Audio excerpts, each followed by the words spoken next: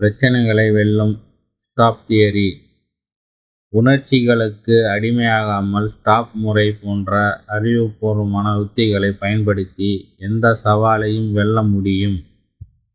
வாழ்க்கையில் பிரச்சனைகள் தவிர்க்க முடியாதவை.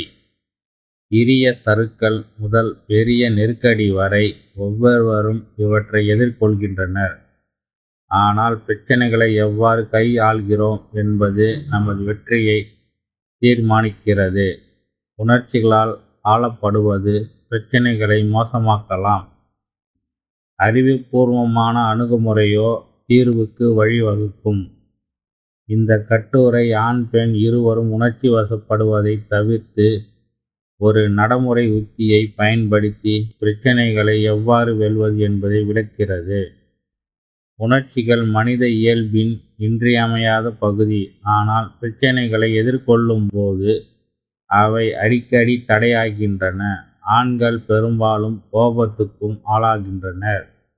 ஒரு தொழில்துறை முறை மோதல் ஏற்பட்டால் கோபத்தில் அவசர முடிவுகளை எடுத்து உறவுகளையோ வாய்ப்புகளையோ இழக்கலாம். பெண்கள் மறுபுறம் கவலை அல்லது பயத்தால் ஆட்கொள்ளப்படலாம்.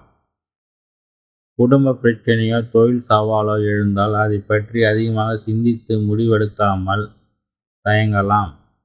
ஆண்கள் உணர்ச்சி வெளிப்படையாகவும் பெண்களின் உணர்ச்சி உள்முகமாகவும் இருக்கலாம். ஆனால் முடிவு ஒன்றுதான். உணர்ச்சி வசப்பட்டால் தெளிவான சிந்தனை மறைந்து பிரச்சனைகள் பெரிதாகின்றன. இதற்கு மாறாக அறிவுபூர்வமான அணுகுமுறை தீர்வுக்கு வழிவகுக்கிறது. இதற்கு ஒரு நடைமுறை உத்தி உள்ளது. அதுதான் ஸ்டாப் முறை. Stop, think, observe, plan. முதலில் நிறுத்து. ஸ்டாப். பிரச்சனை எழும்போது உணர்ச்சிகளுக்கு இடம் கொடுக்காமல் ஒரு ஆழ்ந்த மூச்சு எடுத்து அமைதியாக்கு. இரண்டாவது, சிந்தி, திங்க். பிரச்சனை தன்மை பற்றி தெளிவாக யோசி. இது எவ்வளவு பெரியது? இதற்கு என்ன காரணம்? மூன்றாவது, கவனி, அப்சர்வ். உன்னிடம் உள்ள வளங்கள், ஆதரவு மற்றும் சாத்தியமான தீர்வுகளை பட்டியலிடு. இறுதியாக திட்டமிடு, பிளான். ஒரு நடைமுறை திட்டத்தை உருவாக்கி படிப்படியாக செயல்படுத்து. உதாரணமாக, ஒரு நிதி நெருக்கடி ஏற்பட்டால் ஸ்டாப் முறை பயன்படுத்தலாம். முதலில் கவலையை ஒதுக்கி அமைதியாக உட்காரு. பிரச்சனையை ஆராய்ந்து செலவுகளை குறைப்பது, கூடுதல் வருமானம் தேடுவது அல்லது நிதி ஆலோசகரை அணுகுவது போன்ற வழிகளை பட்டியலிடுவது. பின்னர் ஒரு திட்டத்தை உருவாக்கி செயல்படுத்த. இந்த முறை ஆண்களின் கோபத்தையும் பெண்களின் கவலையையும் கட்டுப்படுத்தி தெளிவான முடிவுகள் வழிவகுக்கும்.